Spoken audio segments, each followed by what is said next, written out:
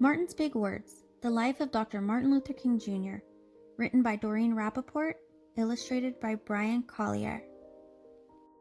Everywhere in Martin's hometown he saw the signs, white only. His mother said these signs were in all southern cities and towns in the United States. Every time Martin read the words, he felt bad, until he remembered what his mother told him. You are as good as anyone. In church, Martin sang hymns. He read from the Bible. He listened to his father preach. These words made him feel good.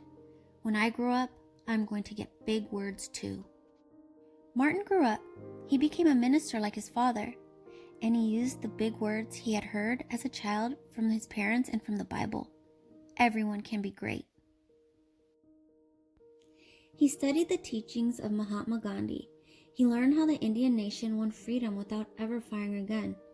Martin said love when others said hate. Hate cannot drive out hate. Only love can do that. He said together when others said separate. He said peace when others said war. Sooner or later, all the people of the world will have to discover a way to live together. In 1955, on a cold December day in Montgomery, Alabama, Rosa Parks was coming home from work. A white man told her to get up from her seat on the bus so he could sit. She said no and was arrested.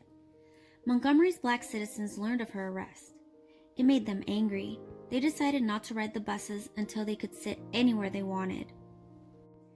For 381 days, they walked to work and school and church. They walked in the rain and cold and in blistering heat. Martin walked with them and talked with them and sang with them and prayed with them until the white city leaders had to agree they could sit down anywhere they wanted. When the history books are written, someone will say there lived black people who had the courage to stand up for their rights. In the next 10 years, black Americans all over the South protested for equal rights. Martin walked with them and talked with them and sang with them and prayed with them. White ministers told them to stop. Mayors and governors and police chiefs and judges ordered them to stop, but they kept marching. Wait! For years I have heard the word wait. We have waited more than 340 years for our rights. They were jailed and beaten and murdered, but they kept on marching. Some black Americans wanted to fight back with their fists.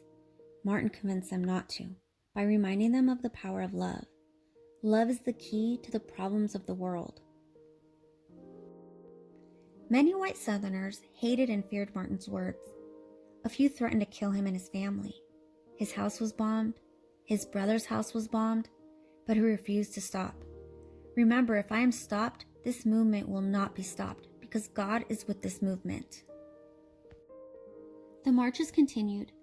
More and more Americans listened to Martin's words. He shared his dreams and filled them with hope. I have a dream that one day in Alabama, little black boys and black girls will join hands with little white boys and white girls as sisters and brothers. After 10 years of protests, the lawmakers in Washington voted to end segregation. The white-only signs in the South came down. Dr. Martin Luther King Jr. cared about all Americans. He cared about people all over the world, and people all over the world admired him. In 1964, he won the Nobel Peace Prize. He won it because he taught others to fight with words, not fists. Martin went wherever people needed help. In April 1968, he went to Memphis, Tennessee. He went to help garbage collectors who were on strike. He walked with them and talked with them and sang with them and prayed with them. On his second day there, he was shot. He died. His big words are alive for us today.